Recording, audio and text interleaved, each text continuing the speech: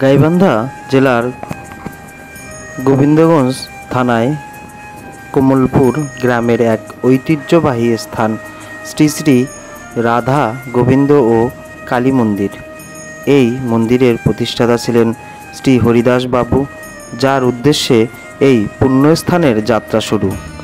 সম্প্রতি আমরা এই মন্দিরটি পরিদর্শনে এসে দেখলাম নতুন করে এর সংস্কার ও উন্নয়ন কাজ চলছে জোরে সোরে। নতুন করে তৈরি হয়েছে মন্দিরের প্রবেশপথ, সিমেন্টের রাস্তা, কিছু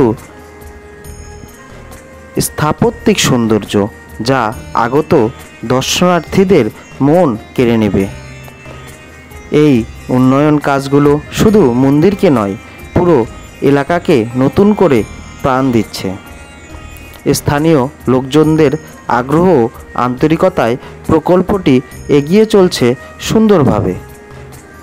শুধু ধর্মীয় দৃষ্টিকোণ নয়, এই মন্দির এলাকাটি এখন হয়ে উঠেছে সামাজিক ও সাংস্কৃতিক মিলনের কেন্দ্রবিন্দু।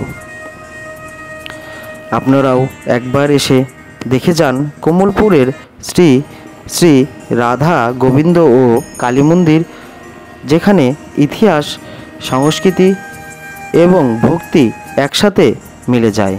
এই স্থানটি যেন আরও সমৃদ্ধ হয়, এই কামনাই করছি। সবাই ভালো থাকবেন, সুস্থ থাকবেন, আমাদের সঙ্গে থাকবেন।